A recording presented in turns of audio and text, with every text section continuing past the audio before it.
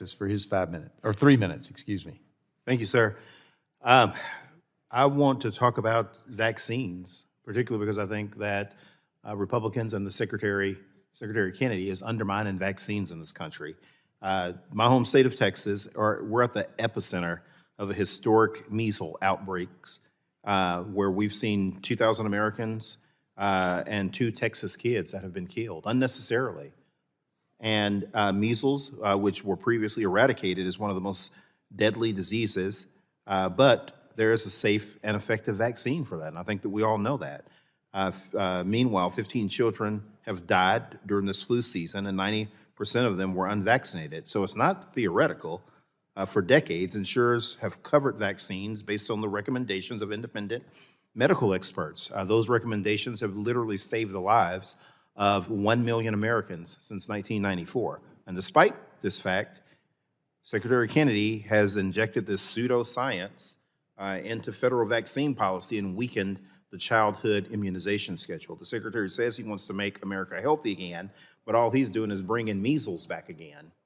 His actions have abandoned decades of hard scientific evidence and put children's lives directly at risk. And so I want to ask this, and I would just like to go down the line to each one of you, and we'll start here and on my right here.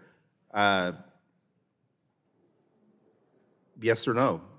As a CEO, do you commit to covering ACIP-insured vaccines on the immunization schedule prior to Secretary Kennedy's reckless changes for plan year 2026? And for what reason is your decision making that?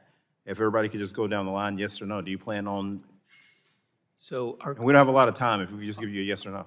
our coverages are comprehensive and supported by the same authorities you referenced, and then we allow the consumer to make a choice as to how they want to proceed. So we provide comprehensive coverage, and then it's between the doctor and the... So you're still going to be covering? Yes, we are. Okay. Congressman, no change to our policy. We will continue. Congressman, we cover vaccines. We haven't changed our policy. Our vaccines, we do it as required by law, but we also look at ACIP as well as clinical societies, and that's how we make our decisions. Our comprehensive coverage remains intact, and it's largely $0 cost to our customers in the employer market.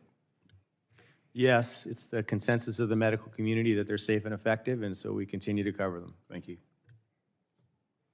Well, first of all, let me just say thank you. We really appreciate that you're following the science behind all of this, and I'm glad that we can agree that, that children's lives are more important than politics.